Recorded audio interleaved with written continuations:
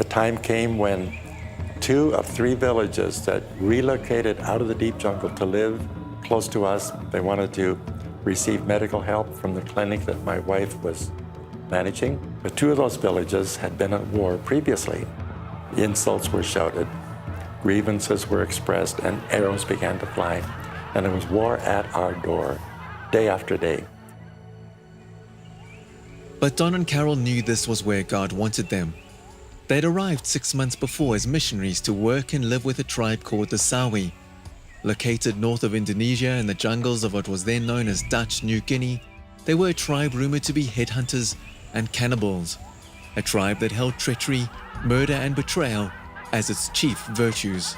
Even when we arrived by Dugger Canoe and they began pounding in the drums, dancing around us, wearing war paint and holding their weapons, I sensed the peace of God, and I looked at Carol to see how she was taking this. She was smiling at the people. Don and Carol made their home among the Sawi tribes. Don traded the steel tools he had brought with some of the men to help with their building needs. But it was the medicines they had received from the Dutch government prior to their arrival that made their presence the envy of the Sawi neighborhood. My wife was probably saving an average of a life a day, just out of the little clinic I built for her. And so the Sawi greatly appreciated the availability of immediate medical help. But learning to communicate with the Sawi was another problem.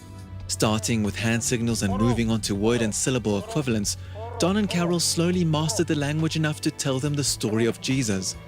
But to a tribe specializing in treachery and betrayal, the wrong man emerged as the hero of the story. To my shock, they began acclaiming Judas as the hero of the story, saying, "Do you really mean he kissed his victim at the moment of truth?" I said, "Yes."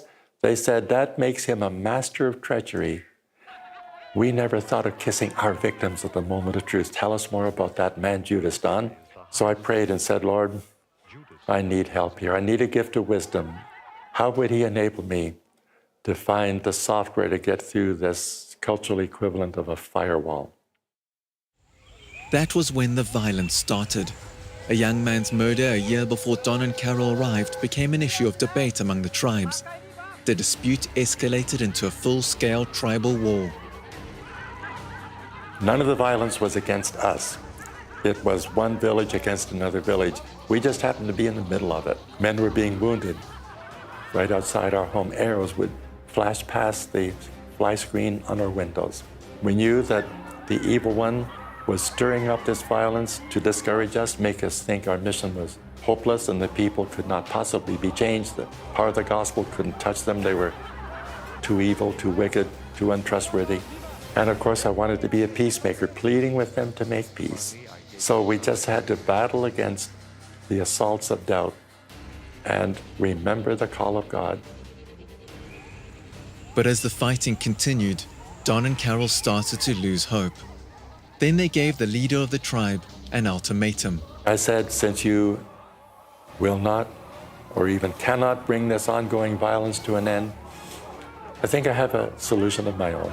I think I should gather our possessions and take my family, move away to another village of your tribe." Well, that suggestion shocked them. They did not want us to go. They assured me, "Perhaps you won't have to move away. Perhaps something can be done."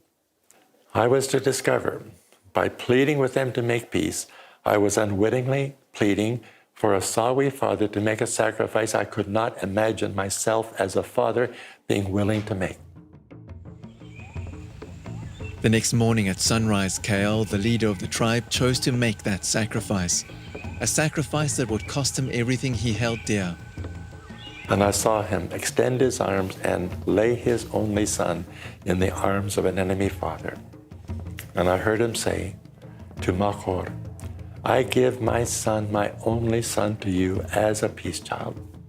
Tell me, do you commit yourself to serve as the advocate for peace between your people and my people, at least as long as this my peace child remains alive in your longhouse?" When I saw the father make the sacrifice, of course I said, "What is this, a father giving a son, an only son at that, to his enemies to achieve reconciliation?"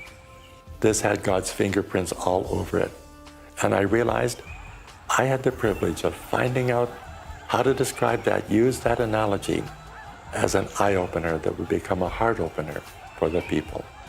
And so the church among the Sawi was born. Then I began proclaiming Jesus as the greatest peace child given by the greatest Father to establish the greatest peace between God and man, between man and his fellow man. Don and Carol spent 15 years among the Sawi tribes and even translated the New Testament into the Sawi language. And we had taught them that you had been recipients of the gospel, but now you are to become sharers of what you have received. So they took that to heart, and they began reaching out to 4 neighboring tribes. 50 years after Don and Carol arrived in their dugout canoe, Don and his 3 sons returned to the village where they had spent so many years. Their visit was met with a true tribal celebration of how God had transformed the warring tribes into brothers in Christ. And I remember one day after we'd been there a few years, I hugged Carol as we looked out through the fly screen on the window and said, honey, this place has the feel of the center of the will of God. So God was very real and very near, and still is.